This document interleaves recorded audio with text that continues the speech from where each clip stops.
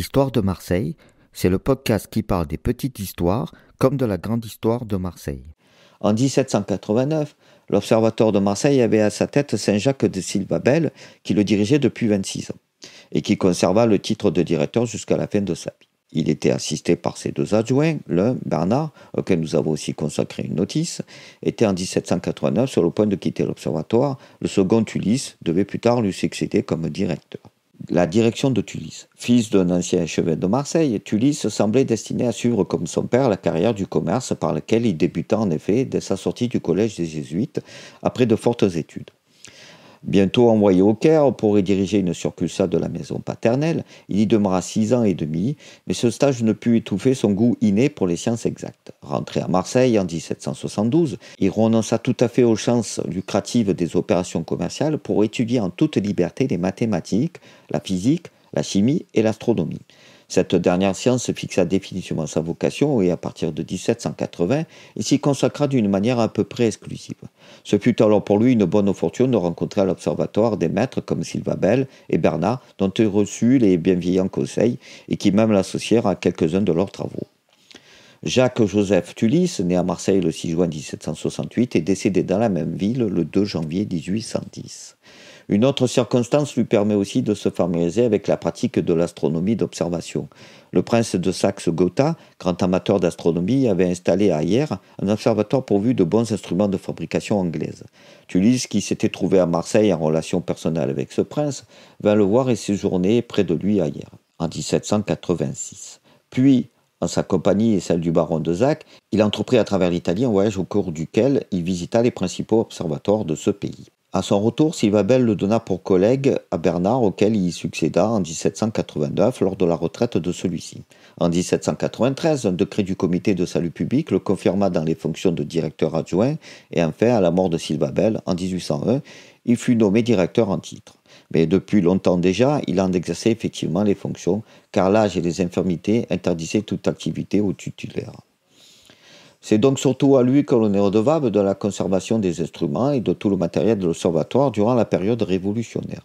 Jamais il n'abandonna son poste et, plus d'une fois, ce fut au péril de sa vie qu'il eut à défendre contre les agressions d'une foule furieuse l'établissement confié à ses soins. Ulysse était directeur de l'Académie de Marseille lors du décret de la Convention du 8 août 1793 qui supprimait toutes les sociétés littéraires ou scientifiques patentées.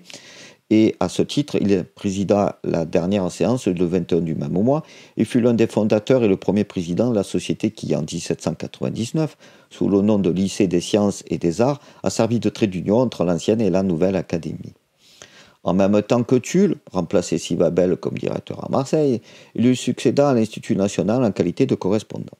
Il appartenait déjà à plusieurs sociétés savantes de France et plus tard, il devint membre de l'Académie de Göttingen ainsi que de la Société des naturalistes de Berlin. Sa préoccupation constante fut d'améliorer la situation générale de l'observatoire, soit par une disposition plus judicieuse des instruments anciens et par des modifications qui en rendaient les indications plus précises, soit par des acquisitions nouvelles au moyen de subventions obtenues non sans peine du gouvernement ou de l'Académie de Marseille. Il ne reculait même pas devant les sacrifices personnels. Plusieurs des instruments de l'observatoire avaient été soldés de ses deniers, ainsi que certaines réparations des bâtiments pour lesquels il ne fut jamais indemnisé. Aussi, lorsqu'en 1798 l'astronome Delambre visita l'observatoire, il en jugea l'ordonnance parfaite. Cependant, il n'y s'y trouvait pas un instrument capable de fournir la latitude avec toute la précision désirable. Une rencontre heureuse permit à Ulysse de combler cette lacune. Profitant du passage à Méchain à son retour d'Espagne, il fut décidé, ce célèbre astronome, à déterminer la latitude désirée au moyen du cercle répartiteur de Borda et l'assista dans le travail. C'est ainsi que cet élément primordial fut fixé avec une haute précision. Lors de l'expédition d'Égypte, il compara avec soin tous les chronomètres jusqu'au moment du départ de la flottille et assura ainsi la sécurité de la traversée. En outre, pendant toute la durée de la campagne, tandis que les savants français opéraient en Égypte, il effectua avec l'assiduité des observations correspondantes, de telle sorte qu'il a contribué au succès de leurs travaux géodésiques. C'est un fait connu que sous la direction de Ulysse, on découvrit à Marseille plus de comètes que dans aucun autre observatoire. Pons, l'auteur de ces nombreuses découvertes, mérite à plusieurs égards et en particulier par la singularité de ses débuts une mention historique spéciale. Né en 1761 à Père, village du Haut-Dauphiné, Jean-Louis Pons était entré à l'Observatoire de Marseille en février 1789 comme simple concierge. Frappé de son intelligence et de son adresse, Tullis lui apprit à se servir des lunettes et à même observer les passages d'étoiles à l'instrument méridien pour déterminer l'heure. Quoique dénué d'instruction première, l'élève profita si bien de ses notions d'astronomie pratique qu'en peu de temps il devint un observateur hors ligne et se signala par des découvertes si nombreuses qu'elles lui valurent une réputation européenne. Son habileté manuelle était remarquable. C'est avec une lunette entièrement fabriquée par lui, y compris les verres, qu'il trouva sa première comète, celle du 11 juillet 1801. Nommé astronome adjoint à Marseille en 1813, il fut appelé à Lucques en 1819 comme directeur de l'observatoire de cette ville, puis à Florence où il mourut en 1831. On lui doit 45 comètes, dont 18 trouvées à Marseille. Il découvrit en particulier le 26 novembre 1818 la fameuse comète dite à courte période, parce qu'elle effectue sa révolution autour du Soleil à 3 ans et 4 mois seulement. On l'appelle aussi comète d'Encke, du nom de l'astronome qui a calculé dans un savant travail les éléments de son orbite. Tullis observait toutes ces comètes avec le plus grand soin pendant toute la durée de leur visibilité et, en général, plus longtemps que dans les autres observatoires. Aussi sont ces observations qui ont le plus servi pour les calculs des éléments des orbites de ces comètes. Leur précision a été attestée par le témoignage des juges les plus compétents tels que Gauss et Bessel qui ont cité en exemple sous ce rapport à tous les observateurs. Jusqu'à lui, l'observatoire en avait puisé en quelques observations éparses dans divers recueils. Le premier, il a tenu des registres réguliers où sont consignés les détails des observations. Outre ses travaux d'astronomie, on y trouve une suite d'observations météorologiques poursuivies sans interruption pendant 20 ans. Malgré le caractère technique de cette étude, on ne trouvera pas déplacé qu'après avoir énuméré les titres scientifiques de Tullis, nous rappelions que ce fut un homme de bien dans toute la force du terme. Comme celle de Sylva Bell, sa charité était inépuisable. Fondateur de la Société de bienfaisance de Marseille, il en est resté administrateur jusqu'à la fin de sa vie. Son portrait et sa biographie ont été publiés dans les volumes 15 et 21 de la célèbre correspondance du baron de Zach, édition allemande, qui fut dans son temps comme le journal officiel de l'astronomie. De Zach tenait la valeur scientifique et le caractère de Tullis en une haute estime que reflète le ton de plusieurs de ses lettres consacrées à l'Observatoire de Marseille. Cette intimité ne fut sans doute pas sans influence sur la détermination qui le ramena, le baron, dans notre ville, où il fut un long séjour, exécutant en 1810 et les années suivantes de très belles opérations géodésiques, embrassant dans tout notre territoire. L'ensemble de ses travaux a fourni la matière principale de son important ouvrage en 2 volumes qui a pour titre L'attraction des montagnes et ses effets sur les fils à plomb et sur les niveaux des instruments d'astronomie, Avignon, 1814.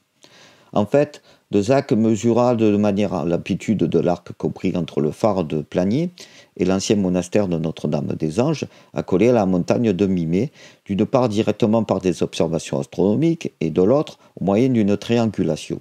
Entre les 2 déterminations, il trouva la petite différence d'une seconde 98, d'où il conclut que la déviation produite sous la direction du fil de plomb par la montagne de Mimée est approximativement de 2 secondes d'arc. Le successeur de Tullis comme directeur de l'Observatoire de Marseille fut J.J. Blancpain. Lothar, qui a prononcé son éloge devant l'Académie de Marseille dans la séance du 23 juin 1844, dit que son intelligence et son goût de l'étude lui valurent à ses débuts des protecteurs bienveillants, au nombre desquels il cita Saint-Jacques de Sylva-Bell, lui donc dès sa jeunesse accès à l'Observatoire, et s'il y a avec Tullis, car on trouve leurs 2 noms sur la liste très restreinte des lycées des arts et des sciences en 1799. Blancpain y figure même comme secrétaire, ce qui lui ouvrit de très bonnes heures les portes de l'Académie, où il compta toujours des amis à l'occasion des défenseurs. Blancpain, Jean-Jacques, né à Marseille en 1777 et décédé dans la même ville en 1843. Il occupait la chaire de mathématiques au collège lorsque la direction de l'observatoire devint vacante par la mort de Tullis. L'Académie de Marseille, qui conservait la prétention d'avoir la haute main sur ce dernier établissement, présenta Blancpain qui fut nommé, a-t-on dit, avec malignité, malgré cette présentation, ce qui après tout est peut-être exact, car l'Académie ne reçut jamais de réponse et la tendance du moment était de rattacher au bureau des longitudes tout ce qui concernait l'astronomie. Blancpain ne resta pas inactif. Il continua les observations météorologiques, observa diverses comètes et même en découvrit une nouvelle en 1819. Mais il se trouvait dans des conditions de travail difficiles. Le matériel instrumental dont il disposait aurait dû être l'objet d'une réflexion complète. La production scientifique ne pouvait que s'en ressentir. On lui reprocha sans doute de Paris, où l'on appréciait mal à distance la gravité des difficultés contre lesquelles il avait à lutter. Son caractère peu flexible se cabra devant les critiques.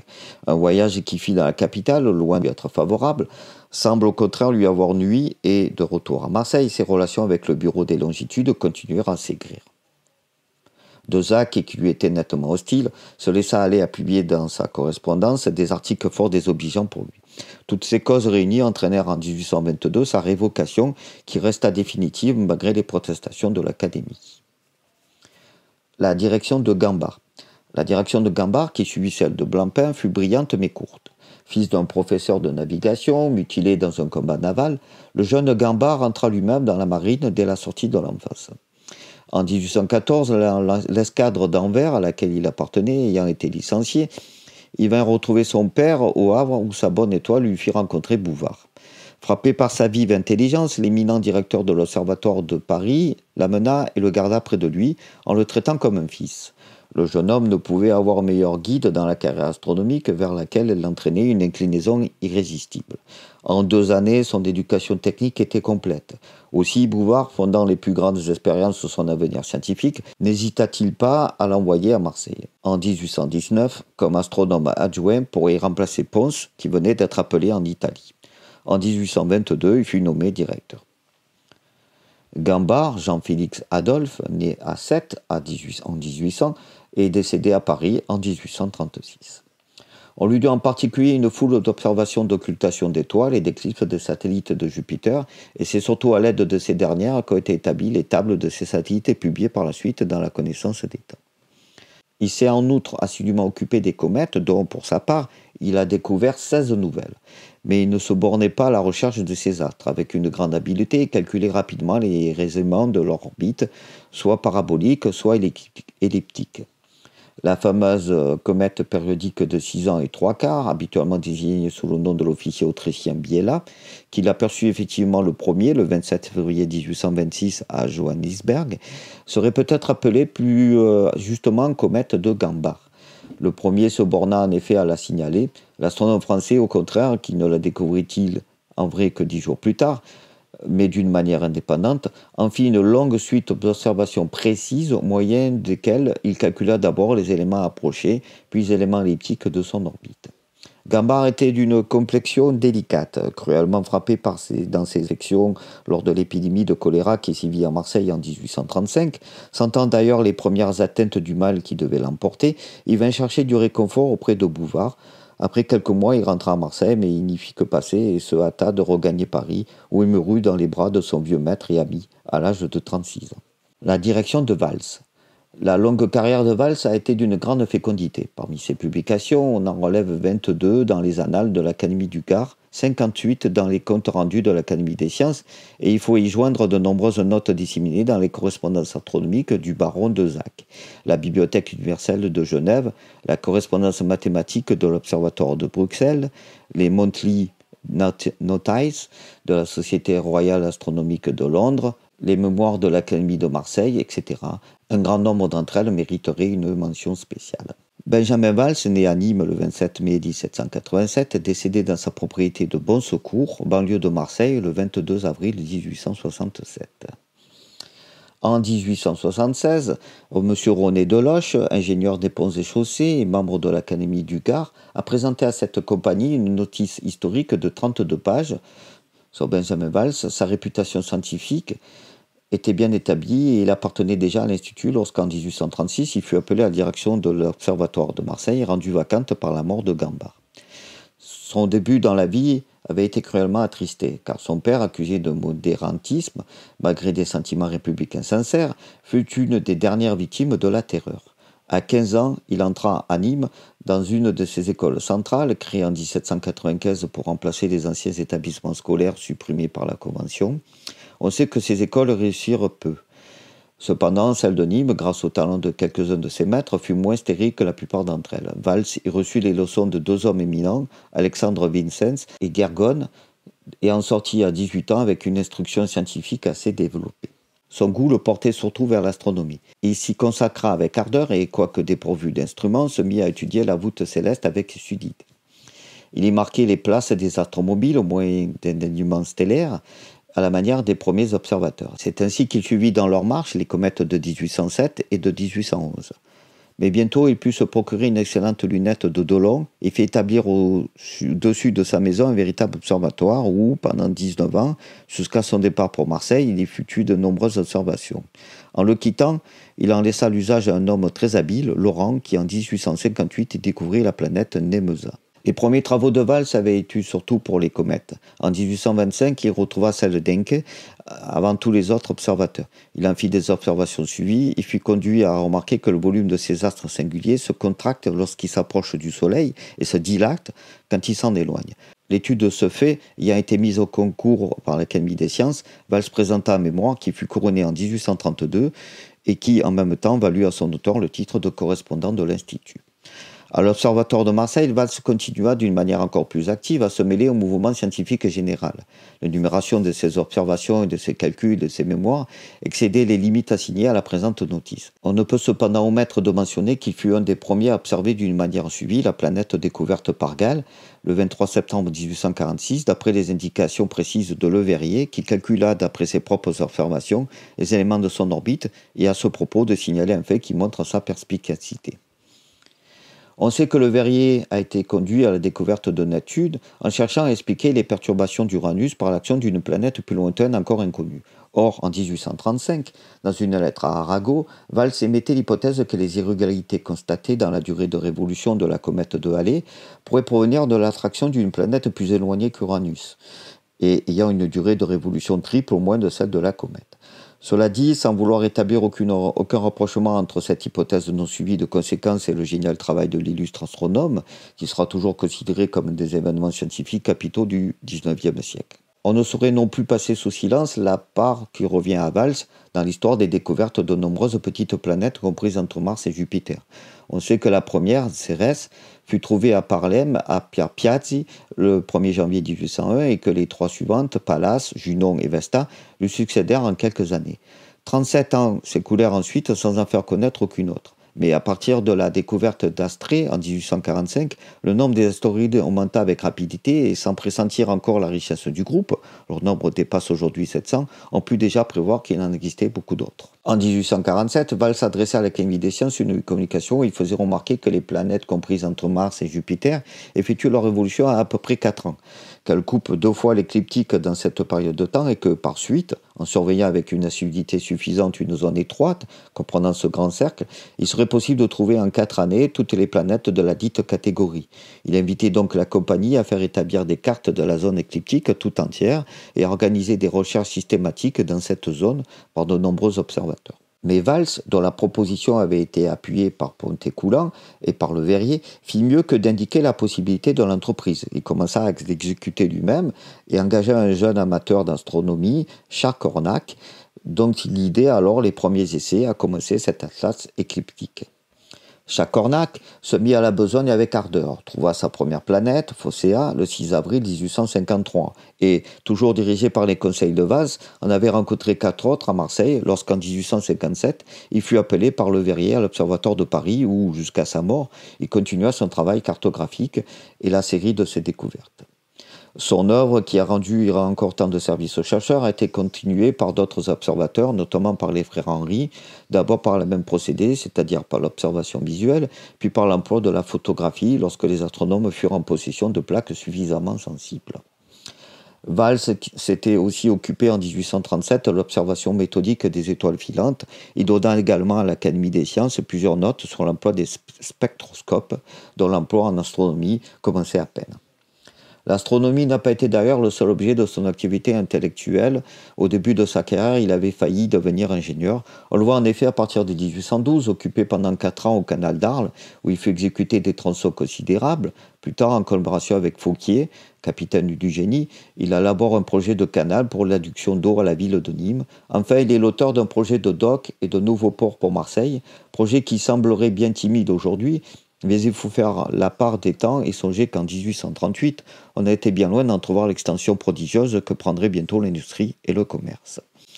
On peut considérer la date de sa retraite en 1860 comme marquant le terme de l'activité de l'ancien observatoire des Accoules, dont le matériel utilisable fut transféré quelques années plus tard dans la nouvelle station astronomique établie au plateau de Longchamp comme succursale de l'Observatoire de Paris.